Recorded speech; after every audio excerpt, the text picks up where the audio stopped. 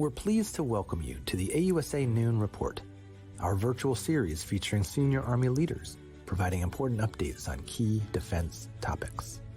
Our host today is the President and Chief Executive Officer of the Association of the United States Army, General Carter Ham.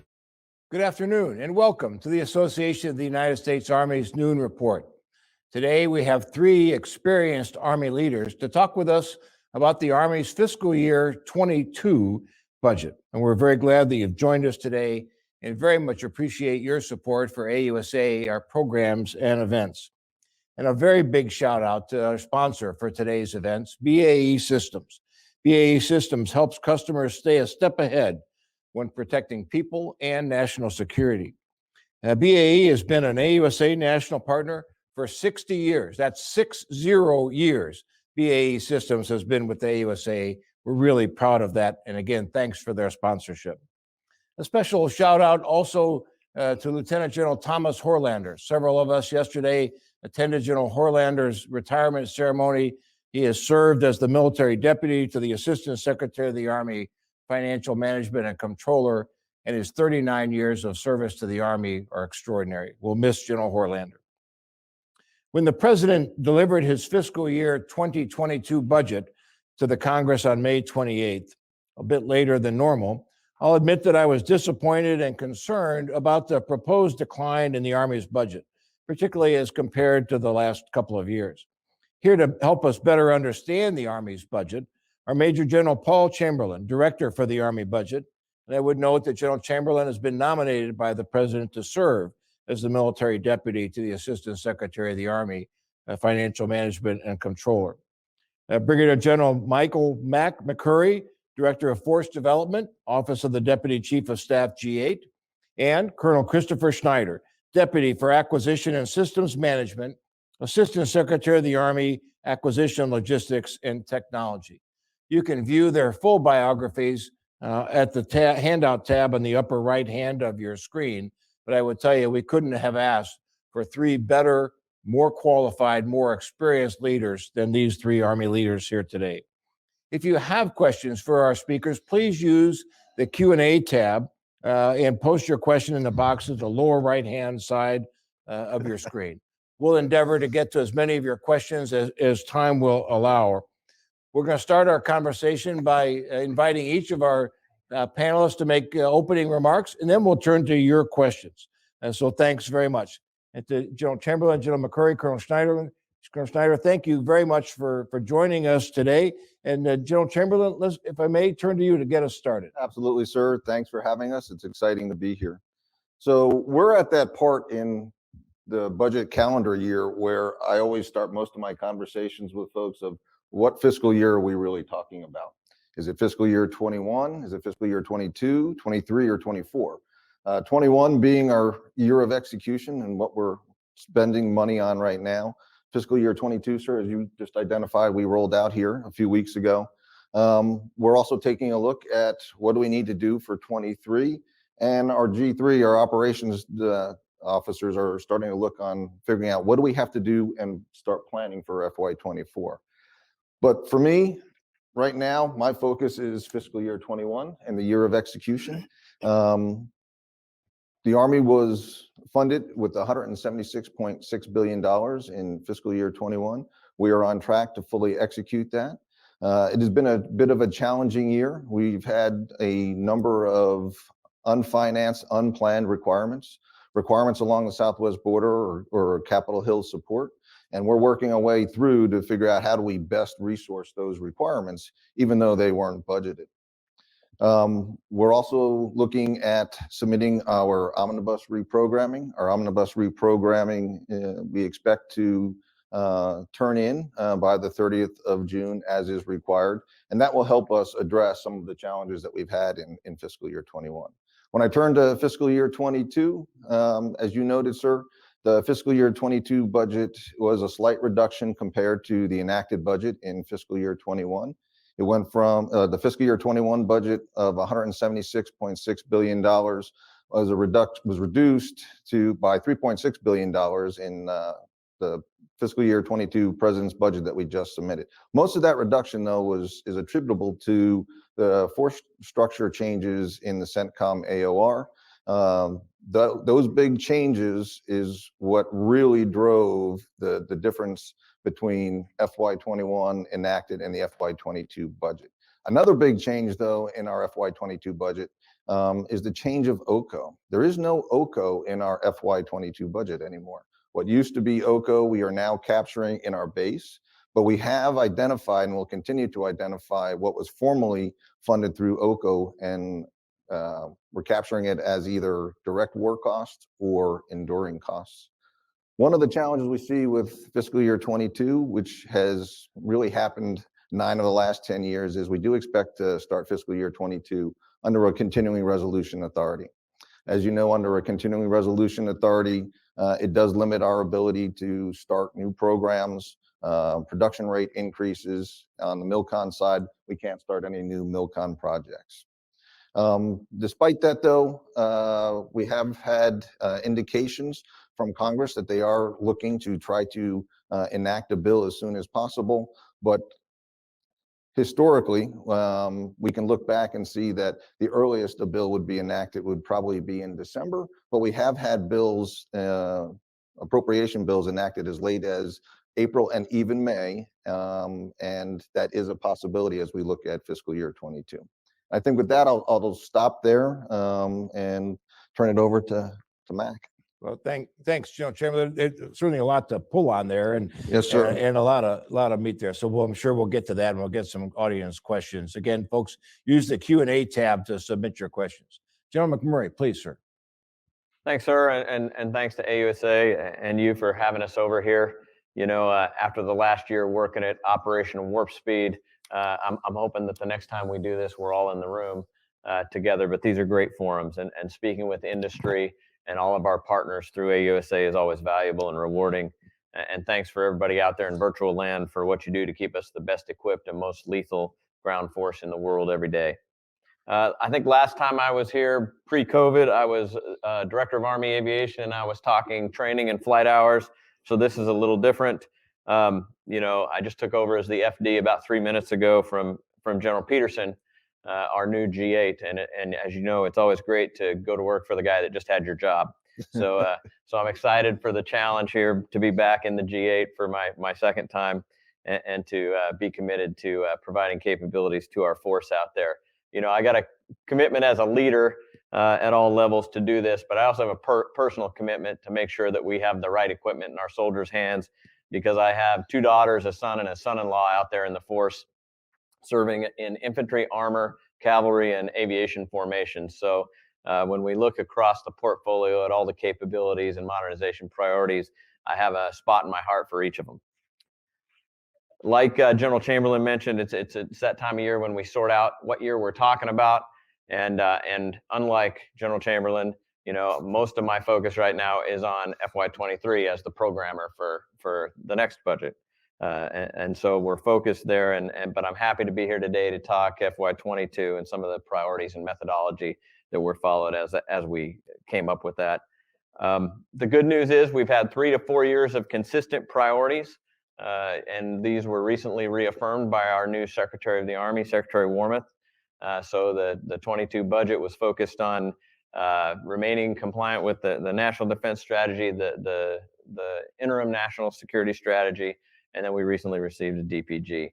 So the question that's normally comes up on modernization versus the other priorities of personnel and readiness is why modernize? And we got to modernize now for several reasons. First, you know, the post-Vietnam Army that's carried us for the last 30, 40 years was largely designed and developed in the 70s, and then those projects were ready for production in the 80s. During the Reagan years with the increased defense budgets. And so as you've heard the chief say many times, that's about 40 years ago, and every 40 years we kind of modernize the Army, 1940, 1980, and now today. Another reason is, you know, our adversaries have gone to school on us. While we were focused in the Middle East, so some of our adversaries took lessons from Desert Storm and OIF-1, and they've gone to school on us and are attempting to erode our advantage. and have specifically focused their capabilities to deny access. As you know, modernization focuses on more than just equipping. It includes formations. So you've seen us bring in the Security Force Assistance Brigades, the multi-domain task force formations. And so they, as new formations, need new capabilities as well as all of our existing units. You know, the pressure with the priorities being people, readiness, and modernization, the pressure on the RDA accounts was felt in FY22 with a $4.2 billion reduction. What we were able to do during that time was to protect the 31+4 signature efforts under our modernization priorities, also focused on our key enablers.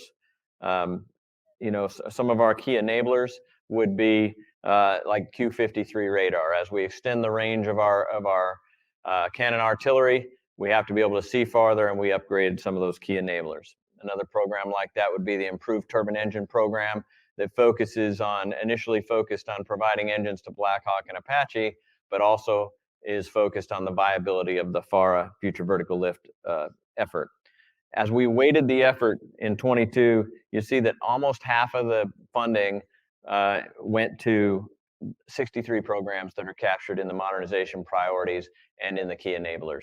And then the other 500 programs had roughly half of the remaining funding. The next bins that we use for prioritization were enduring programs. This is a term we use to describe older systems which were intended to periodically upgrade to make sure they maintain their utility and effectiveness. Examples of those would be the Apache, the Abrams. And then legacy programs are those that the mission is decreasingly relevant in the current or future threat environment, or they're no longer operationally effective in executing the mission and can't be modified with reasonable cost.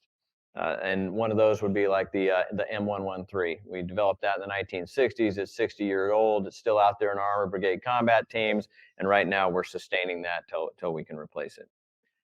We also did a lot of work, continuing work since 2018, looking under the couch cushions for funds. The deep dives, the artists formerly known as night courts, we continue those each year. And you know, in the first 3 years, we moved about $30 billion worth of funding to the modernization priorities from other programs, and those are continuing.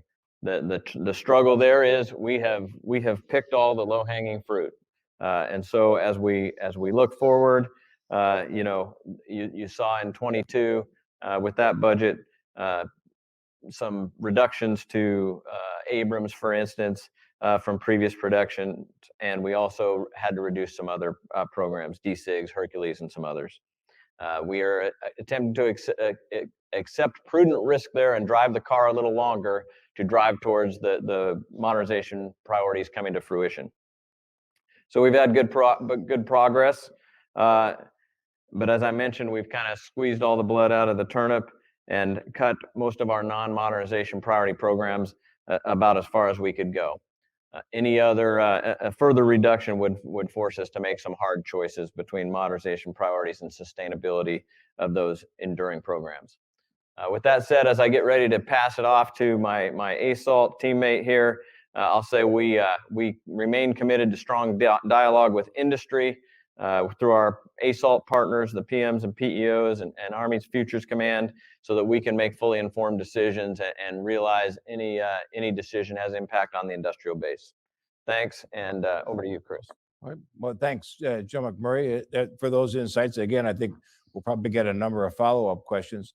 And so, Colonel Schneider, as General McCurry, at some point, you know, we got to buy stuff, and so with this budget, talk with us a little bit about the perspective from the ASALT.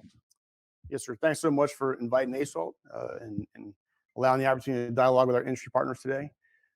First, I'd like to start, Mr. Bush, and on behalf of Mr. Bush and Lieutenant General Marion, I really want to thank all of our industry partners who have done so much, really Herculean events since the last PB rollout to keep our Army on pace to deliver capability over time. It's been incredible.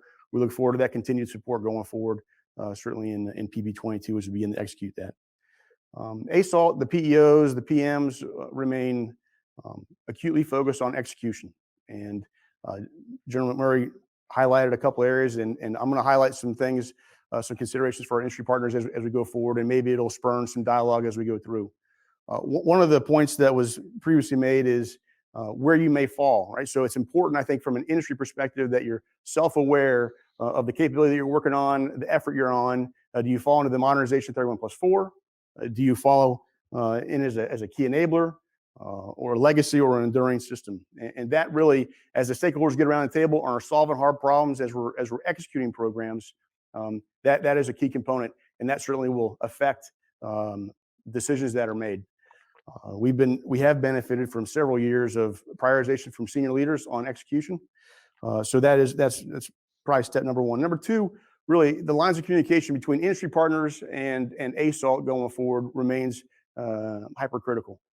I'd offer that the frequency and the level of engagement should probably only increase as things get more demanding. Program execution gets more challenging given our current constraints. And we all have to be very, very creative and open and transparent as possible going forward. A third point, I'd ask yourselves as you guys are working on capability and developing new kit, where does it fit in terms of supporting MDO? Multi-domain operations is really what we're going after in the next several years, and our priorities from the things we talked about before are all driving toward delivering that capability. You'll hear a lot about MOSA and interoperability, and we've been chasing MOSA or open systems architecture for a long time. And in order to preserve capability going forward and to enable things cross portfolios, we're really looking for industry to bring creative solutions to open system architecture, not just within a PEO construct, but across PEOs as well. So I'd ask folks to consider that. And really lastly, your teams will get asked really hard questions about minimum sustaining rate and what that means. And we're going to have to sharpen our pencils to really understand what that is. So some of the decisions going forward can be made with eyes wide open. And you're going to continue to get questions about supply chain. So COVID has not been easy for anybody, certainly from a supply chain perspective. That's not going to be a risk that goes away anytime soon. So when we're dialoguing with PEOs and we're dialoguing with industry, that certainly will be one of our key talking points. Other than that, sir, I look forward to the dialogue this afternoon, and thanks for the opportunity. Well, thanks, Colonel Schneider, and thanks each of our three panelists for some great comments to get us started. Again, for our as you can see, the audience is pretty large. So for our large audience, again, use that Q&A tab, ask your questions. You can also, if you see a question submitted by someone else that you like, you can upvote that and give that a higher priority. So I encourage you to do that. So let me start off with a question that I think affects each of you a bit differently. And that is in the president's budget submitted for fiscal year 22, typically there is a view toward future years spending. That was not included in the president's budget this year. So from a financial management standpoint, from a programming standpoint, and from an acquisition standpoint, Colonel Schneider, you mentioned this in your dialogue with the industry and minimum sustainment rates and the like. What challenges are presented by having visibility of just that 1 year budget and not the future years? General Chamberlain, if we could start with you, please. Yeah, thanks, sir. So I would tell you that it is not unusual for when there's a change in administration that the administration will take their time, take a year or so to continue to develop what their strategy is going to be. The current administration has set the strategy, their interim national security strategic guidance. And right now the Army's budget is designed to meet the requirements in the INSSG. For the Army Budget Office, without having that long-term look, again, for the Army budget, we're typically focused on the year of execution and the budget year.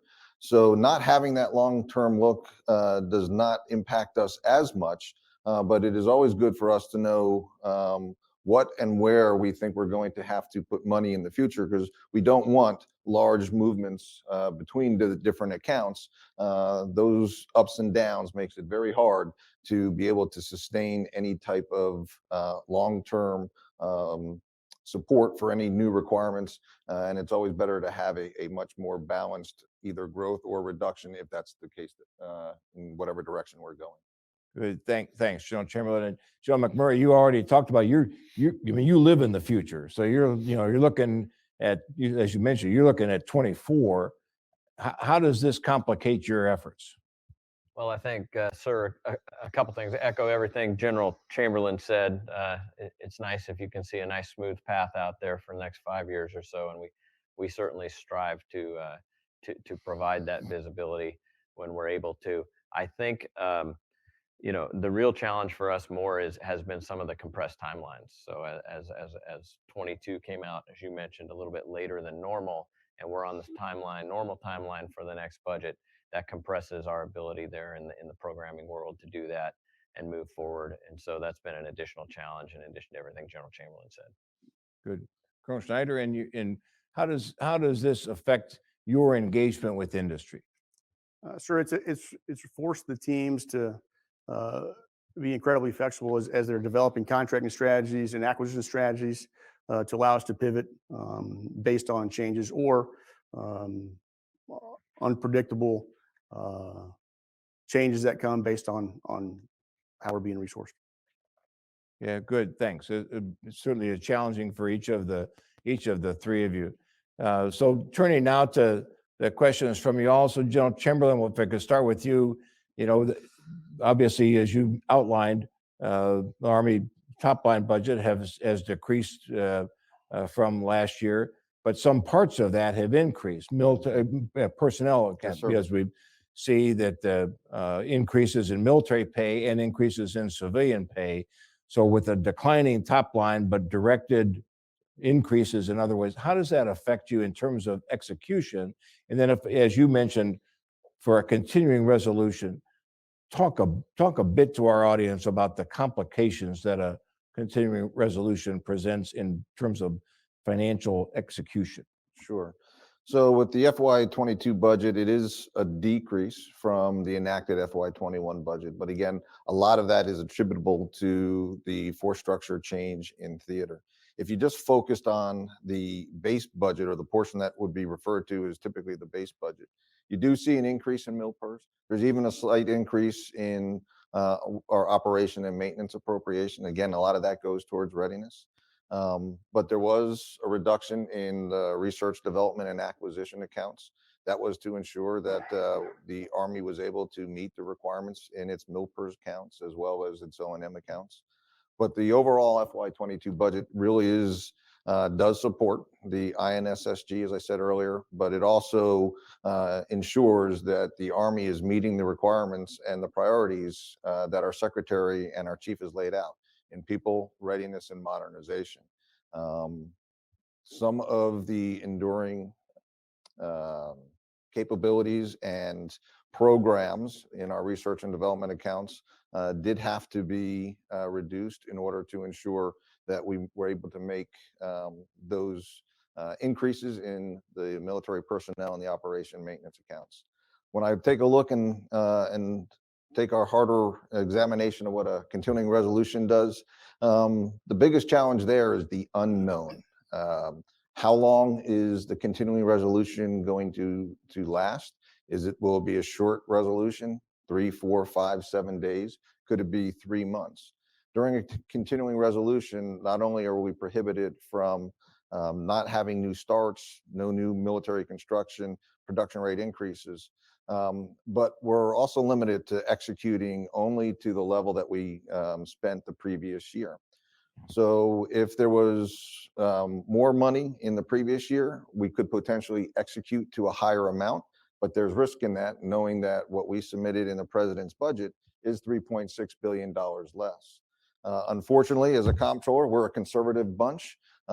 We don't ever want to look at a commander and say, sir, ma'am, if we don't have enough money to do the mission. So we are always going to be very, very conservative in our approach in how much money we will allocate until we know what the budget will be when it is fully enacted. So it does slow and retard some of our execution. And then, of course, depending upon how long the continuing resolution goes, it is very possible, if it's a long-term resolution, that we could have challenges in meeting our execution goals throughout the year, and eventually may even put us at risk of meeting 80-20.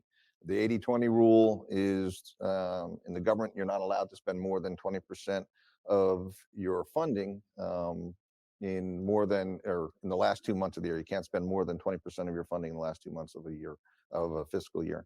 Now, we don't have that risk in FY21, but a long-term continuing resolution authority in FY22 could potentially put us at risk of that. Good, thanks for that. And Joe McCurry and Colonel Schneider, if I could follow up a bit on the continuing resolution.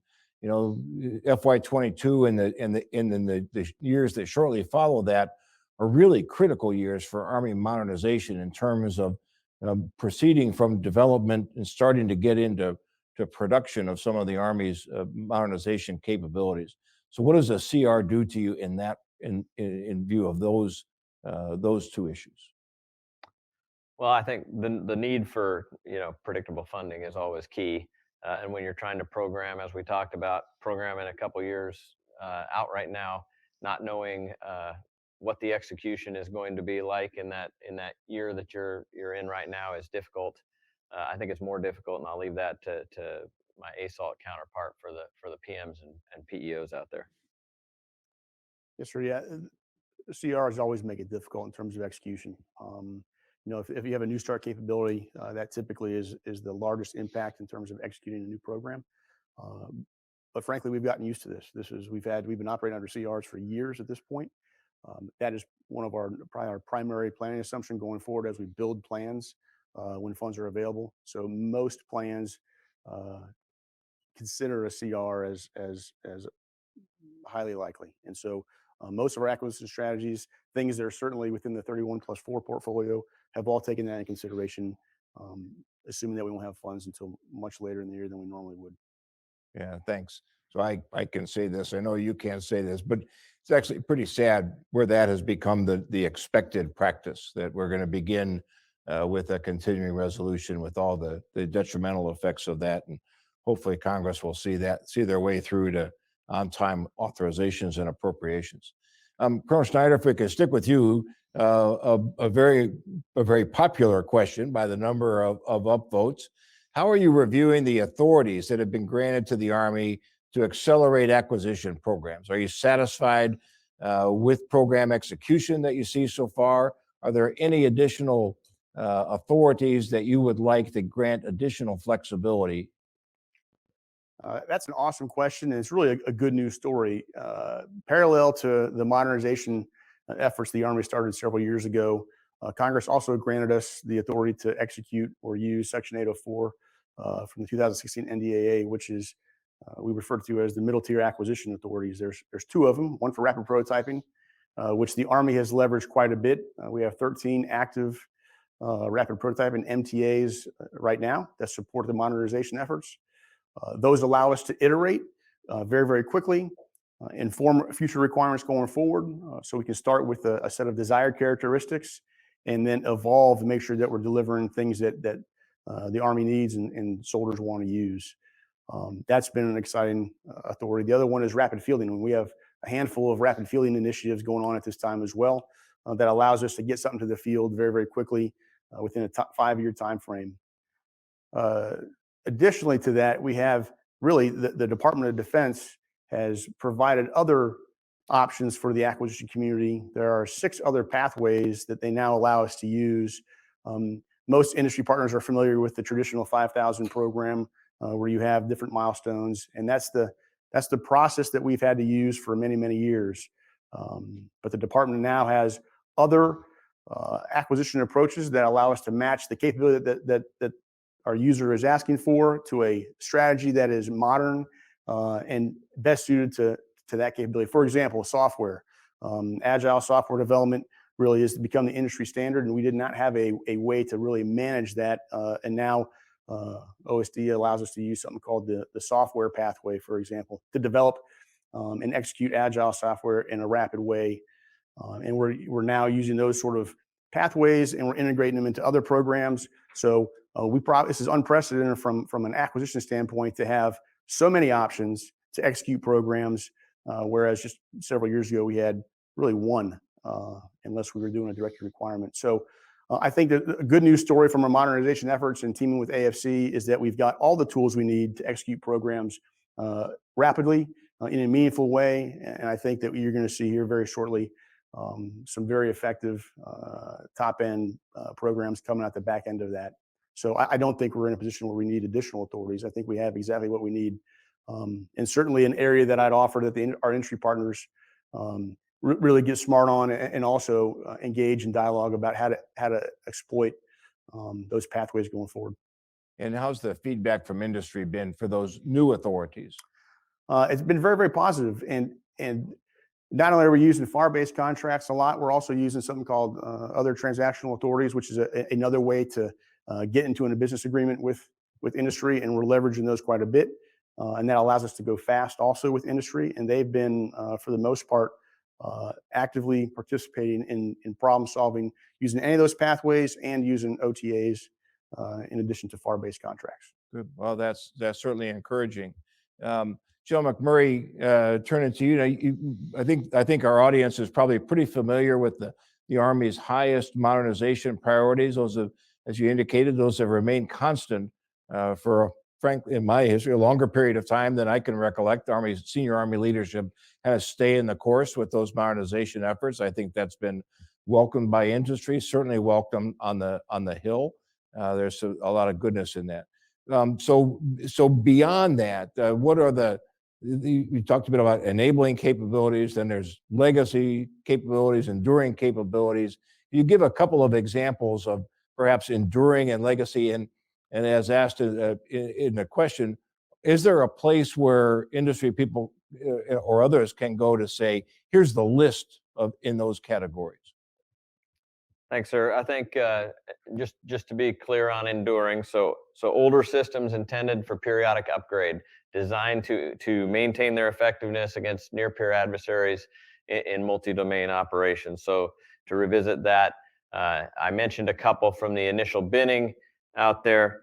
I think if you look at the Big Six and the 31+4, and then the key enabler that are out there to keep those modernization priorities viable going forward, then you think about these enduring capabilities. The enduring capabilities would be things we still need to fight alongside these others. So Patriot might be one, Apache might be one.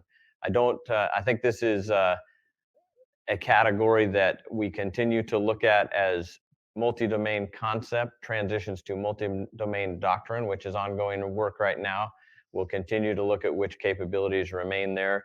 And I think you can have discussions with your ASALT counterparts, your PMs, your PEOs on where you sit on that, and with your SSOs in the G8.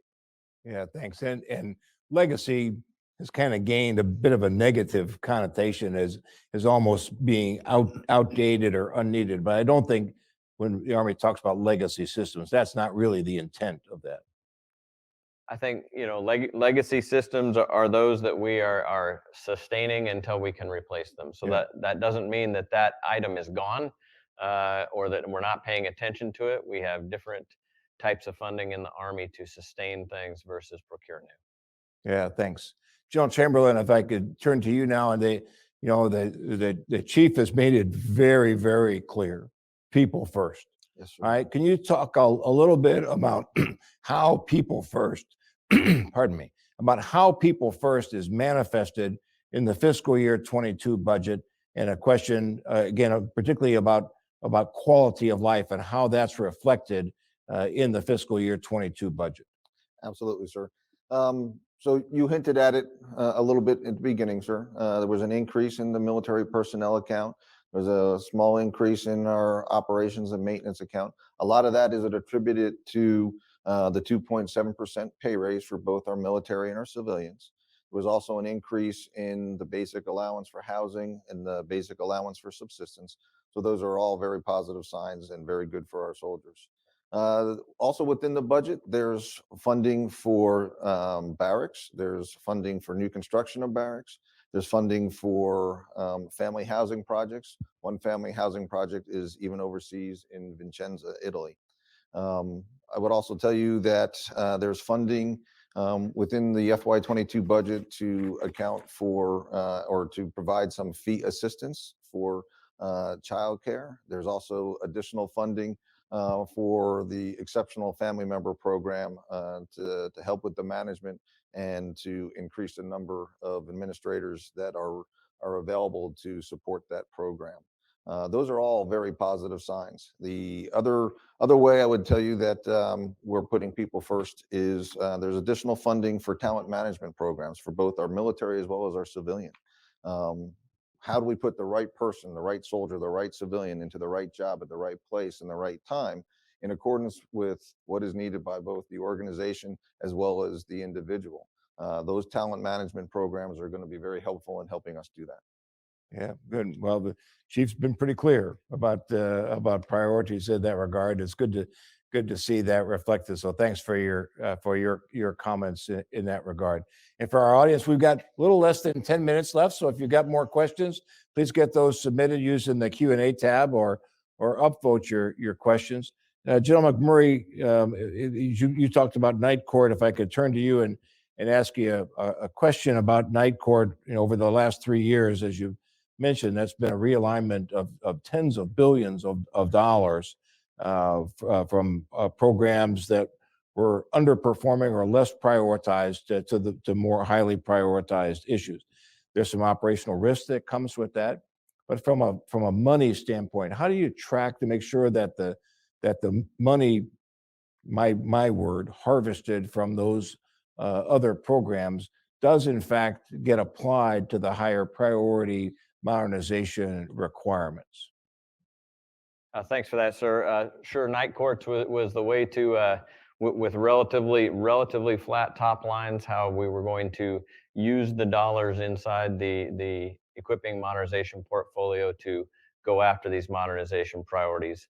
When we started them in 2018, Secretary Esper and General Milley, looked at the money available in the equipping portfolio, and thought there was adequate money there at the time to shift from some of these enduring systems into these modernization priorities.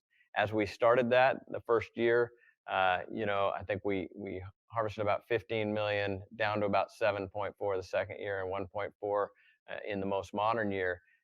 As we did that and moved those over, what we've seen across the equipping peg is this shift that I was talking about. So when you take the 31 plus 4 signature efforts and the 28 key enablers, you see almost half the peg dollars going there now. So we clearly have weighted the effort in favor of the modernization priorities and key enablers. Yeah, good. Thanks very much for that. And General McCurry, if I could stick with you and then ask Colonel Schneider to follow up. Because Colonel Schneider, you mentioned this in some of your comments about minimum sustainment rates and the like. And so the question is, how should Army acquisition leaders, and I would say programmers also, consider impacts on the industrial base when addressing requirements for recapitalization or modernization of major weapon systems, munitions, and the life cycle costs of such systems? Complex issue, to be sure. General McCurry, could you start us off, please?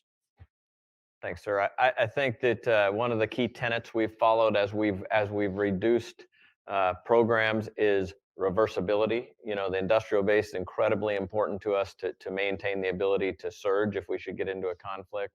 So we keep a close eye on that and really linked arm in arm with our ASAult counterparts. But we keep an eye on the MSR and the ability to turn something back on should we need to, and reverse course if we should get into a conflict. It's a key tenet we've followed as we've made reductions, and then we're clear to brief both operational impacts and industrial base impacts as we make recommendations for programming. Good. And Colonel Schneider, again, obviously this is a concern to the Army's industry partners. What are you hearing, and how do you factor that in ASAULT's engagement with industry? Yes, sir. It's a part of every discussion you have when you're making program decisions. The impact of the industrial base, we're extremely sensitive to that and to our organic depots. That is a way to ensure that we have innovative solutions coming forward. We have competition. I mean, the industrial base is critical to providing the cutting edge technology that we need and also at a price that is affordable long term. And so when we make a conscious decision to reduce the capability of the industrial base, it doesn't go without a great amount of deliberation between the ASOL community, certainly the programmers, and AFC. But it is a part of the discussion. It's incredibly important that we maintain it, and it's not lost on anybody as we make hard decisions going forward. Good. Well, thank each of the three of you. General Chamberlain, I got one more FY21 question for Okay. you. And then with that, after that, I'd ask each of you for some closing comments. And perhaps General McCurry, you or Colonel Schneider could address that last question there about the effect on the RDA account for 22. But General Chamberlain, going back to the current year, 21, you mentioned some outstanding bills. So capital defense, lots of employment of the National Guard. Secretary Wormuth yesterday mentioned that she's concerned about adequate funding for reserve component training for the balance of this year. Certainly the Army incurred significant bills in combating COVID across the nation. And you mentioned the Southwest border. So time's running out in fiscal year 21 for any funding to be made available to cover those costs. What's your crystal ball saying about closing out fiscal year 21? So I wish I had a really good crystal ball, but it's not as clear as I would like it to be. The Army will successfully close out fiscal year 21. We will meet every requirement that is presented to us because the Army will remain ready. But without having the reprogrammings that we submitted approved in a timely manner that allows us to execute the funding if it is approved to be reprogrammed, the longer it takes for the reprogramming to be approved, the less time we actually have to spend that money and spend it wisely. It also means that commanders will make decisions as to what training events may have to be adjusted, what exercises might have to be adjusted, because the reprogramming did not come in time, and we must make sure that we pay those bills that we're required to pay. Yeah, thanks. So I hope that some of the 535 members of the board of directors are paying attention to this. This has real consequences on real people and on real readiness. So these are indeed significant issues that the Army is faced with this year and next. So thanks, each of the three of you. And Colonel Schneider, if I could ask you for some closing comments, and we'll work this way and close out with General Chamberlain. Colonel Schneider, Yes, sir, please. thanks. We look forward to continued dialogue with our industry partners. This is going to be a tough year. We're looking forward to the challenge. I think we have a good plan going forward, but it certainly it relies and depends on continued dialogue with you. So thanks for everything you've done. Good. And I would just say, as many of our listeners and viewers, I think, recognize, from my perch here at AUSA, I don't think that the dialogue between industry and Army has ever been better than it is now. That's credit to both sides of that equation. That takes constant nurturing, but I think it's quite good. It's not perfect. There'll always be hiccups, but the openness and transparency, I think, is certainly better than any time that I've ever seen. So thanks. General McCurry. Hey, sir, I think I'll roll in my closing comments, the last note on the 11% decrease in RDA there. So obviously you can't do as much with less, but what we can do is we protected our modernization priorities and our key enablers so that we provide those next gen capabilities in the hand of soldiers and units out there on the ground. Thanks for having me, sir. Good. Thanks for your insights. And General Chamberlain, we'll hope that the Senate acts quickly on your nomination, but in that age-old Army tradition of following the last order first, you are where you are. Your comments, sir. Thanks for being with us. Sure. Again, thanks to our industry partners. I guess I would close out with timely, adequate, predictable, and sustained funding. If we can have that as we go forward, we can ensure that the Army remains ready and that we can meet the modernization requirements that is our senior leaders have set forth for us. Thanks, sir. Well, great, and thanks to the three of you. I told you we had three great Army subject matter experts, and I think you've heard that is indeed the case. we're in good hands through challenging times. So thanks very much for each of you addressing those concerns. Before we depart, just a couple of other comments as we close out. A special thanks again to our sponsor for today's event, BAE Systems. The short answer is we can't do events like this without our great sponsors. So thank you very much for today's sponsorship. Some upcoming events here at AUSA. On June 29th, we'll have a very interesting conversation with Dr. Jeffrey McCausland and Colonel Tim Vossler, authors of Battle Tested, Gettysburg Leadership Lessons for 21st Century Leaders. That should be quite interesting. On July 8th, join us for a panel discussion focused on warrant officers with the Army's Chief Warrant Officer, Chief Warrant Officer Yolanda Dixon Carter, the Chief's Chief, as she is known, Chief Warrant Officer Rick Knowlton, Patrick Nelligan, and facilitated by our very own Chief Warrant Officer 5 retired Phyllis Wilson, one of our board members here at AUSA. And lastly, please join us on July 21st for a discussion about holistic health with Lieutenant General retired Patricia Mahorho, former Army Surgeon General, Lieutenant General Walt Pyatt, Director of the Army Staff, and Lieutenant General Scott Dingle, is currently serving 45th Surgeon General of the Army. And of course, remember to save the date for the 2021 AUSA Annual Meeting and Exposition, October 11th through 13th at the Walter E. Washington Convention Center, downtown Washington, in person. We look forward to seeing everyone there. Just 109 days from now, registration opens soon. And I would also note the Army today made an announcement about the in-person Army 10-miler. So those of you who are so inclined, go to www.army10miler.com and look for information on the Army 10-miler. For upcoming AUSA events and all the information, you can just go to ausa.org and get that information. Lastly, a shout out to our AUSA members. For those of you tuning in who are AUSA members, thank you so very much for supporting your association and through your association supporting soldiers, families, veterans, and retirees. For those of you who are not AUSA members, and it perplexes me why you would not be, but today is the day. Again, just go to ausa.org. It's easy, it's simple, sign up. We need your membership, and it allows us to put on great events like this. So thank you all for joining us. Once again, thanks to our great panelists, to our sponsor. Thanks all. Let's have a great Army Day.